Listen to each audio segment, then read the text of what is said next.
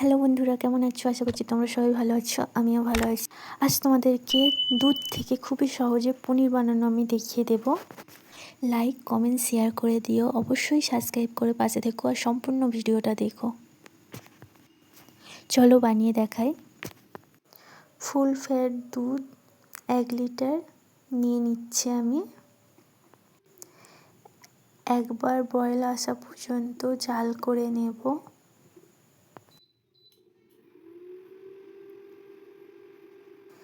200 টক দই নিয়েছি, প্রায় 150 মতো টক দই দিয়ে দিয়েছি। অল্প একটু ফুটে উঠলেই কিছুক্ষণ বাদে দেখা যাবে দুধটা কেটে গিয়ে এইভাবে দানা দানা মতো ছানা কেটে যাবে। দেখতেই পাচ্ছ বন্ধু, পুরো দানা দানা হয়ে গেছে। এবার একটা ছিদ্র ছিদ্র মতো পাত্র নেব, ওর মধ্যে একটা রুমাল হোক, কাপড় হোক, পরিষ্কার একটা নিতে হবে। আমার এটা পরিষ্কারই কাপড়, সাধারণত আমি ছানা কাটার জন্য ইউজ করি। এগুলো রুমালের মতো কিনে এনেছিলাম। তো এটার মধ্যে ছানাটা ঢেলে দেব। 2 বার ধুয়ে নেব ভালোভাবে। তারপর হাতের সাহায্যে এইভাবে মুড়িয়ে একটু জল ঝারিয়ে নেব।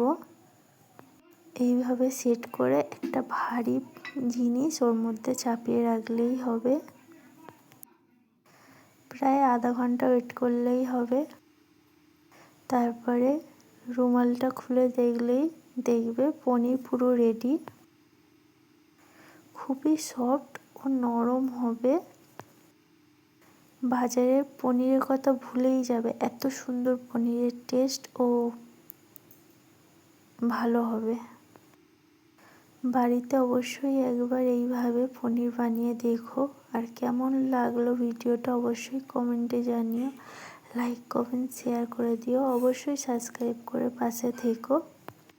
কাটতে পুরো দেখা যাচ্ছে, দেখো কত সুন্দর হয়েছে। চলো আজ তবে আসি, টাটা। কাল আবার নতুন ভিডিও নিয়ে আসবো।